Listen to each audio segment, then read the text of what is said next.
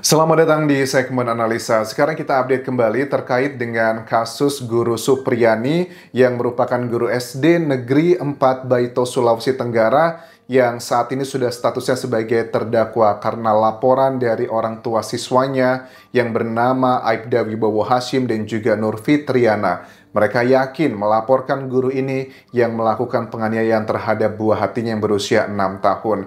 Beberapa update yang sudah aku kumpulkan dari berbagai media massa. Pertama adalah ini kabar baik teman-teman, karena Menteri Pendidikan Dasar dan Sekolah Menengah Abdul Mukti memberikan statement katanya Ibu Supriyani akan diluluskan ke dalam perjanjian kerja atau P3K lewat jalur afirmasi. Seperti kita tahu bahwa Ibu Supriyani ini kan sudah menjadi guru honorer dengan gaji hanya beberapa ratus ribu rupiah tiap bulan, itu kan sudah 16 tahun. Jadi P3K itu adalah kayak jadi pegawai kontrak yang sudah gajinya itu sama lah dengan PNS, kecuali ada tunjangan sertifikasinya. Jadi itu adalah satu level di bawah kayak PNS ya. Gajinya sama seperti PNS, bahkan ada beberapa hal yang lebih dan jauh lebih tinggi dibandingkan gaji yang sebagai honorer. Kalau nggak salah cuma 300 ribu sebagai guru honorer, tapi kalau naik jadi P3K, gajinya pasti sudah jutaan rupiah, at least adalah UMR di wilayah tersebut.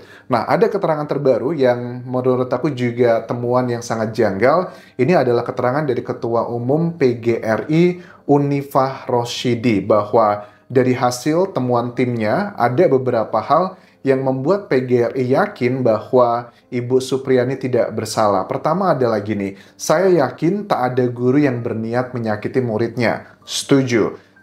Bukti berikutnya adalah yang ini sifatnya adalah ya circumstances-nya aja ya, lingkungannya yang menunjukkan bahwa Ibu Suryani itu guru SD kelas 1B ya. Sementara yang korbannya itu adalah kelas 1A. Dan ada juga yang unik, kita sudah ngelihat berkas dalam BAP-nya. Ternyata ada 7 saksi yang mereka ini kategorinya masih di bawah umur, masih anak-anak SD. Yang anehnya, dari 7 saksi tersebut, 2 orang ngaku katanya melihat Ibu Suryani memukul ya buah hatinya Aibda Wibowo Hashim dan juga Nur Fitriana tersebut. Tapi yang 5 lainnya bilang, waktu itu kami tidak melihat kok kejadian tersebut. Jadi kan antara 5 lawan 2, yang menang siapa? Apalagi juga Susno Duaji, mantan Kabar Eskrim, juga mengatakan dalam dunia hukum, saksi di bawah umur itu sangat tidak bisa dimintai pertanggungjawabannya, bahkan secara hukum pun ya tidak bisa dikategorikan sebagai saksi kan ya. Jadi memang bisa, tapi butuh pendampingan yang luar biasa dengan berbagai macam verifikasi. Itu adalah yang pertama teman-teman. Kemudian juga mengenai ada keputusan dari MA ya, bahwa kalau niat dalam mendisiplinkan siswa itu boleh, apalagi tidak ada perilaku tersebut gitu. Kalau cuma sekedar diberikan kata-kata ya, tidak sampai memukul, aku juga tidak setuju kalau ada guru yang atas nama pendidikan lantas melakukan hal yang fisik. Aku juga tidak setuju teman-teman. Tetapi kan konteksnya bukan seperti itu. Salah satu kejanggalan kan seperti kita bahas sebelumnya, begitupun juga yakin dengan mantan Kabar Eskrim Susno Duaji pada saat ngelihat foto yang merupakan foto visum dari anak SD tersebut, ternyata kan berbeda dengan alat yang dipakai untuk memukul, dugaannya ke arah sana. Yang dikatakan di sini bahwa visum itu jelas goresan. Dan pengalaman saya sebagai penyidik, itu nggak cocok sama alat memukulnya yang bentuknya itu bulat, sapu ijuk. Bagaimana ceritanya? Kok ada goresan tapi seperti itu? Mungkin nanti ya kita harus ngelihat sapu ijuknya ya. Mungkin minggu depan akan di proses pembuktian nanti, minggu depan akan ditunjukkan sapu ijuknya seperti apa. Kan sapu yang buat nyapu lantai gitu kan ya. Apakah mungkin ada kayak yang terpotong bagian tengahnya, makanya ketarik seperti itu? Kan kalau memang ada noda merah, bisa dicek juga, bener nggak di sapu ijuk tersebut ada sisa noda merahnya, di tes DNA-nya gitu. Itu menjadi salah satu alasan kenapa kuasa hukum dari Ibu Supriyani akan menghadirkan juga keterangan ahli. Dugaanku adalah dokter forensik ya, untuk mengecek lukanya tuh identik atau tidak. Menurut aku sih ini adalah poin yang sangat kuat sekali. Apalagi ada temuan juga, ada 4 hal yang dituntut oleh Ketua Umum PGRI ya, karena dengan berbagai macam kejanggalannya. Pertama adalah begini, mereka meminta Ibu Suryani itu dibebaskan secara murni. Kita percaya bahwa beliau tidak melakukan tindakan itu. Yang kedua, dia seorang honorer, apalagi dia sedang mengikuti tes PPG. Jadi bukan dipermudah ya, harus jangan terhalang untuk melakukan tes tersebut. Tapi nggak usah khawatir, karena kan dari Menteri tadi sudah mengatakan dari Abdul Muti bahwa beliau akan diluluskan dalam perjanjian kerja atau P3K lewat jalur afirmasi. Tuntutan yang ketiga adalah tidak dibuatkan catatan apapun di SKCK, surat keterangan berkelakuan baik ya, kalau nggak salah singkatannya seperti itu. Jadi kalau ada catatan kriminal di situ, biasanya akan bermasalah, terutama mereka yang bekerja di bawah pemerintahan. Dan mudah-mudahan ini tidak ada. Karena bagaimanapun juga, Ibu Suryani sudah pernah dipenjara 7 hari, bahkan juga status dia sebagai terdakwa, pernah juga menjadi tersangka. Agak sulit sih, kalau dalam persidangan nanti dia menang, bisa. Tapi kalau dia dalam persidangan kalah, sepertinya tuntutan nomor 3 ini tidak bisa diberikan. Yang keempat, siapapun yang coba bermain api di sini harus dihukum. Siapa maksudnya bermain api? Apakah ada oknum-oknum polisi tentang isu 50 juta rupiah tersebut? Karena kan kita harus mengakui dari video yang kita bahas kemarin, yang sudah aku tunjukkan, keterangan dari kepala desa yang bilang bahwa memang yang inisiatif pertama kali untuk mengatakan bahwa minta tolong dibantu didamaikan, kami siapkan 10 juta rupiah, itu kan berasal dari suaminya Ibu Supriyani. Dan disampaikanlah ke orang tua siswa